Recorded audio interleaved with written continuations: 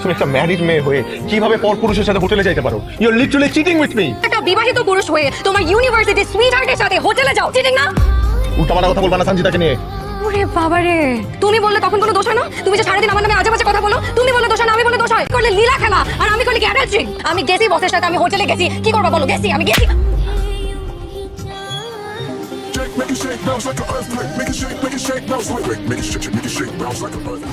ঝাল খেতে পারিস না তাহলে খাচ্ছিস কেন? আমাকে দিতে আমি কি করব? একটু বাসার কাউকে বলবেন ব্যাগগুলো ভেতরে দিয়ে যেতে। What are you talking to me? কেন আপনি কানে শোনেন না? আপনি আমাকে বলছেন আপনার জন্য আমি লোক ডাকবো? হ্যাঁ। আপনি আমার সম্পর্কে জানেন? আমি আপনার সম্পর্কে জানবো কি করে? কেন আপনি আপনার সম্পর্কে জানেন না? কথা বলছেন, আমি আমার সম্পর্কে জানবো না কেন? তাহলে আপনি কি বাড়ির লোক নাকি বাইরের কেউ? বাইরের কেউ হতে যাবো কেন? এটা আমার দাদু বাড়ি। তাহলে তো হলোই। আমি মেহমান, আপনার বাড়ি, একটু মেহমানদারি করেন। ব্যাগগুলো নিয়ে একটু ভেতরে দিয়ে আসেন না। কি অভদ্র, ভদ্রতা জানেন না। ভদ্রতা তো আপনি জানেন না।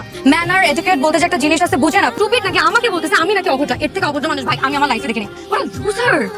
খুব তো চলেই গেল। আসেন আসেন মহারাজ কুমার। ও কি এই অবস্থা কেন? হ্যাঁ, এর মস্তি হয়েছেন কেন?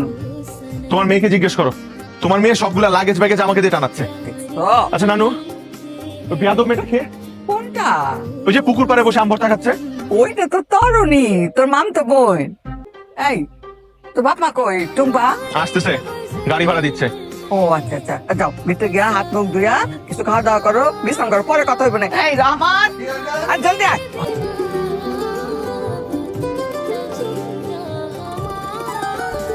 শ্বশুর বাড়ির এলাকা, এখানে এসে রিক্সাওয়ালার সাথে 2-4 টাকার জন্য খ্যাচ খ্যাচ না করলে হতো না? আমার ঠকানোর চেষ্টা করে আমি ঠকবো, এটা মেনে নিব? আমার না। আসসালামু আলাইকুম। ওয়ালাইকুম আসসালাম। আসসালামু আলাইকুম। ওয়ালাইকুম আসসালাম বাবা। কি শরীর খারাপ করছিল, এখন কেমন আছেন? এখন অনেক ভালো আছি। আম্মা বুকের ব্যথাটা নাকি বাড়ছিল? ওই তো ঠিক হয়ে গেছে। আলহামদুলিল্লাহ। যাও ভিতরে গিয়া হাত মুখ ধুইয়া কিছু খাওয়া দাওয়া করো, বিশ্রাম করো, পরে গো। এই এই তুমি আমার রুমে কি করছো? তোমার রুম মানে? তুমি একটা পরপুরুষের রুমে ঢুকে গেছো আর তুমি জিজ্ঞেস করতেছো তোমার রুমে কি করতেছ? হোয়াট? পর পুরুষ? হ্যাঁ। এটা আমার room. For your kind information, আমি যখনই নানু বাড়িতে আসি আমি এই রুমেই থাকি। So apparently this is my room. For your kind information, যখন দাদি বাড়িতে আসি আমিও এই রুমেই থাকি। সো এটা আমার রুম। বের হও আমার রুম থেকে। আমি বের হবো রুম থেকে। ইয়েস, বের হও, বের হও। কি হয়েছে, ঝগড়া করতে? এই সাজিদে দেখ, তুই সাক্ষী দে। তুই বল প্রত্যেকবার দাদি বাড়িতে আসলে আমি এই রুমে থাকি না? হ্যাঁ, এটা তো তোমার রুম, তুমি তো এই রুমে থাকো। নাও get out of my room. এই ধরনের প্রমাণ আমার কাছেও আছে। তাই টুম্পা, টুম্পা বলতো যে আমি নানু বাড়িতে আসলে কোন রুমে থাকি? এরকম তো ভাইয়া যখনই আসে তখন এই রুমেই থাকে। তো আমাকেও ঢুকতে দেয়। Now please get the hell out of my room. What? এটা আমার রুম, আমি এই রুমে থাকবো। দেখি আমাকে কে থেকে বের করে। আমার তুমি আমার ব্যাগ ফেলছো কেন? তুমি আমার do you have any idea how expensive it is? Leather হ্যাঁ, দাদু ভাই, দাদু ভাই তুমি বলো এটা কার রুম? নানু ভাই তুমি বলো এটা কার রুম? এতদিন পর আসছো, কেউ কাউরে চিনো না, কোথায় একটু মিলামিশা থাকবে তা না, সেই ঝগড়াঝাটি কি সব শুরু করছো তোমরা? সমাধান করো, এই রুমে কে থাকবে? হ্যাঁ দাদু ভাই তুমি একটা সমাধান করো। পুরো বাড়িতে শুধুমাত্র এই রুমটাতে একটা অ্যাটাচ বাথরুম আছে। দাদু ভাই আমি অন্য কোন রুমে থাকতে পারবো? আমার শোনা ভাই না তুমি? না শুনো, না। এরকম করে না। পুরুষ মানুষ তো এই তোমার কত সুবিধা, ওই আধা মাইল দূরেও যাইতে পারবা। ওরা ম্যাম এই একটু রাত বিরাতে বুঝো না, ওরা এইখানে থাকুক। হ্যাঁ তাই বলে রাতে বেলা আমি আধা মাইল? আমার তো তাহলে অ্যাটাচ বাথরুম দরকার। ঠিক আছে ঠিক আছে, তুমি না বড়, হ্যাঁ বড়রা তো একটু ছাড় দেয়। বড় তুমি আর সাজির ওই গেস্ট রুমে থাকো, ওরা দুজনে এইখানে থাকে। আমাকে ব্ল্যাকমেল করলা। ঠিক আছে আমি গেস্ট রুমে থাকবো। যাই ব্যাগ নিয়ে আসি। রুম শেয়ারিং দাদু ভাই।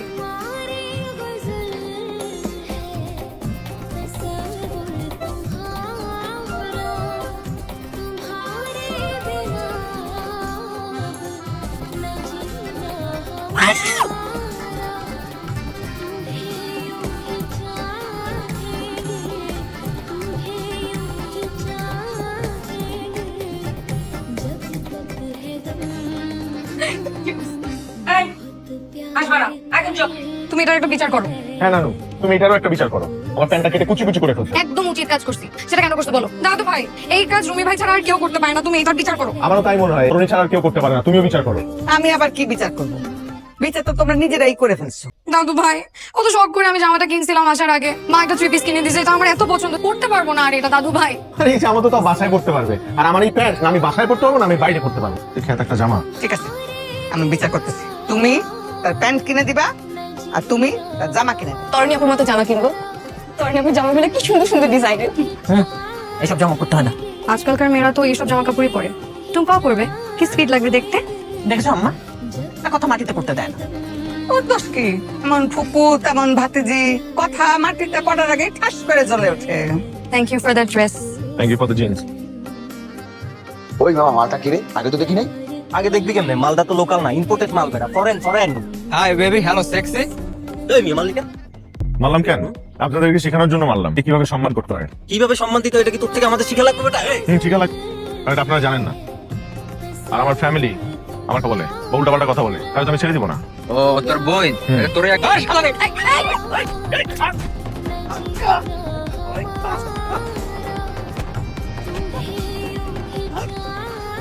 এই তুমি ঠিক আছো? আইয়া ঠিক আছিস তুই?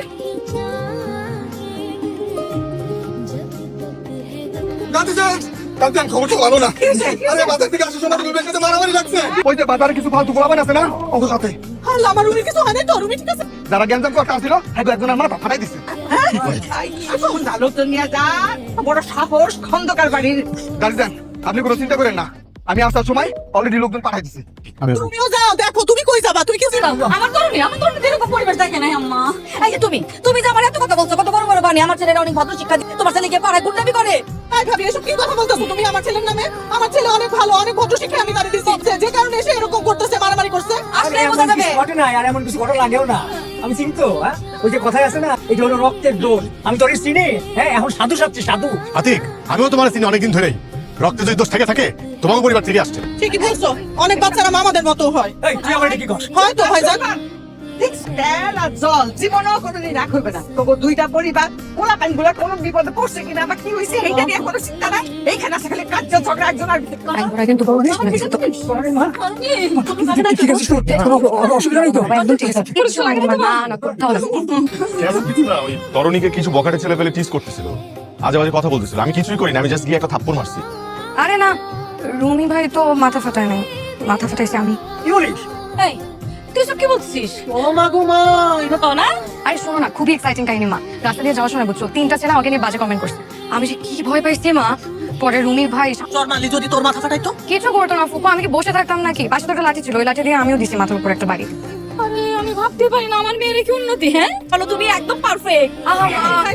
হ্যাঁ, এখন রুমি ভাইকে মারলে আমি কি বসে থাকবো নাকি? হয়েছে হয়েছে কাম তোরা। আমার নানা ভাই বহু সাহসের কাম করছো তোমরা, কিন্তু শোনো ভবিষ্যতে বাইরে গেলে লোকজন সাথে নিয়ে যাবা। আরে এইটারে কয় রক্তের টান। ওরা বাচ্চারা যেটা বুঝতে পারছে, তোরা বুড়া গাধারা সেইটা বুঝতে পারস না। আমার দুইটা সোনা পাখি, আমার দাদু ভাই নানু ভাই, আপনারা বলেছিলেন আপনারা সেটা রাখবেন, মনে আছে? মনে আছে দাদু ভাই?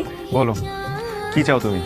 এই যে দুটো হাত আজকে এক হলো, এই হাত মৃত্যু পর্যন্ত যত বিপদ, যত কষ্ট, যত কিছু আসুক না কেন, কেউ কাউকে ছাড়বে না। কথা দিলে?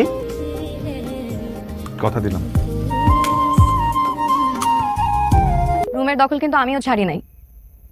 কি ব্যাপার, তোমার বিয়ের শাড়ি কোথায়? Dear husband, you have missed your chance. তুমি আসতে দেরি করেছো। আমার দম মতো লাগে। ও আচ্ছা। শোনো, আমার কিন্তু কিছু সমস্যা আছে। কি সমস্যা? বুঝতে পারি না, আমার ক্লস্ট্রোফোবিয়া আছে, বুঝছো? আরো আছে, কি? লাইট বন্ধ করে ঘুমালে আমার ভয় লাগে। লাইট জ্বালা তো আমি ঘুমাইতে পারি না।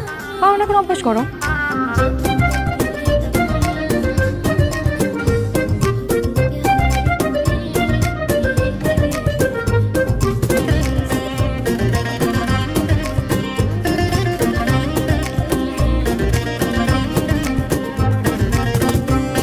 ছিলাম। অফিসে ছিলাম।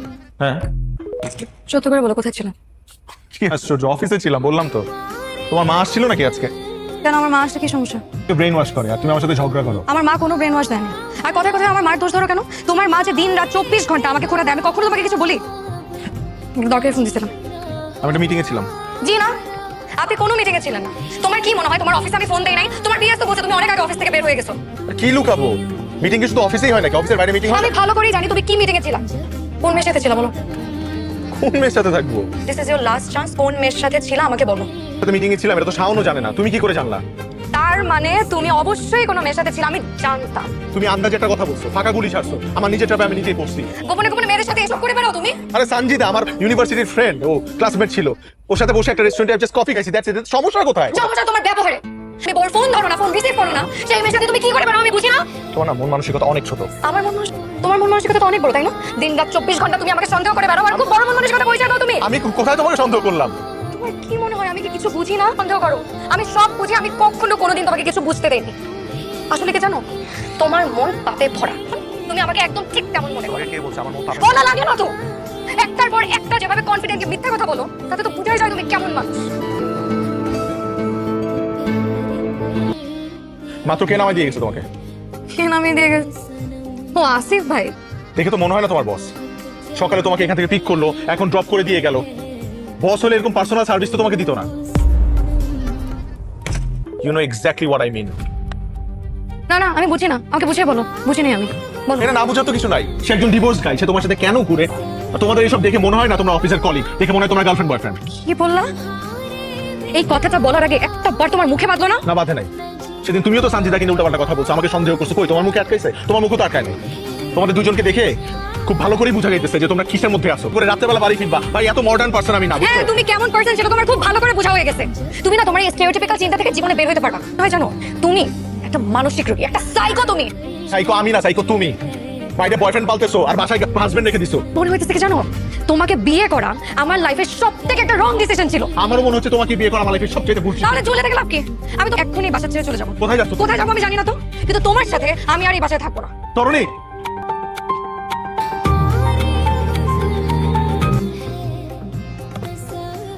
তোমার সাথে আমার কথা আছে। আমারও তোমার সাথে কথা আছে, কিন্তু এখন না, সকালে। এখন না কেন? এখন বললে কি তোমার রোম্যান্সের ফিলিং নষ্ট হয়ে যাবে? কি বললা? কি বললাম শুনো নাই? না না, আমি শুনি নাই। কি বললা ক্লিয়ারলি বলো। কাপুরুষের মতন অর্ধেক কথা পেতে রাখবা আর অর্ধেক কথা মুখে, সেটা তো হবে না। আমি যদি সত্যি বলা শুরু করি তুমি নিতে পারবা কিনা চিন্তা করে দেখো। পারবো কি পারবো না সেটা পরে দেখার বিষয়। আগে দেখি, বলো না কতদূর বলবো, বলো। তুমি একটা ম্যারিড মেয়ে হয়ে কিভাবে পরপুরুষের সাথে হোটেলে যাইতে পারো? You are literally cheating with me. আর তুমি যে একটা বিবাহিত পুরুষ হয়ে সুইট হার্টের সাথে হোটেলে যাও, সেটা কি চিটিং না? উল্টাপাল্টা কথা বলবা না সঞ্জিদাকে নিয়ে। ওরে বাবারে, কেন? তুমি বললে তখন কোনো দোষ হয় না? তুমি বললে দোষ হয় না, আমি বললে দোষ হয়? তুমি করলে লীলা খেলা আর আমি করলে ক্যাডালচিং। হ্যাঁ, আমি গেছি বসের সাথে, আমি হোটেলে গেছি। কি করবা বলো? গেছি, আমি গেছি। তুমি আমার গায়ে আগে হাত তুললা, চড় মারলে তুমি আমাকে। That's it. অনেক সহ্য করছি, কিন্তু আজকে তুমি এক্সেস করে ফেলছো। তোমার মতো মানুষের সাথে আমি সংসার করতে পারি। I want to divorce. কালকের মধ্যে তোমার থেকে ডিভোর্স চাই। নতুন স্মৃতি নিয়ে শুরু করো। তোমাকে কে বলছে যে পুরনো সব স্মৃতি মূল্যহীন? নানু বাড়ির প্রতিটা স্মৃতি আমার কাছে অমূল্য। তোমার সব মনে আছে? নানু বাড়িতে কাটানো সব স্মৃতি তোমার মনে আছে? সব। আমাদের সংসারের প্রতিটা ঘটনা আমার মনে আছে। তার মানে তোমার স্মৃতিশক্তি ফিরে এসেছে? আমার স্মৃতিশক্তি তো কখনো হারায় নাই। বিনয় করেছে মানে? তাহলে ডাক্তার ডাক্তার সবই জানতো। স্মৃতি হারানোর অভিনয় করা ছাড়া আমার কোনো উপায় ছিল না। তোমার সাথে আসিফের এঙ্গেজমেন্ট হয়ে যাচ্ছিল, তোমাকে ফেরানোর কোনো পথ আমার কাছে ছিল না।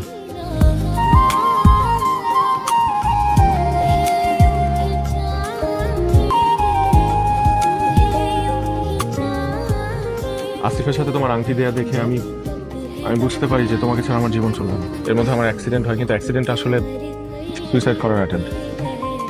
কিন্তু কিভাবে যেন প্রাণে বেঁচে গেলাম। প্ল্যান করেই আসলে এই নাটকটা সাজাই যে আমি। তুমি সুইসাইড করতে গেছিলা মানে? তুমি সুইসাইড করলে আমার কি হতো? সরি, আমি আসলে ঝোঁকের মাথায় এটা করে ফেলছি। কিন্তু যত যাই হোক, তুমি আমাকে ছেড়ে যাও না প্লিজ। ছেড়ে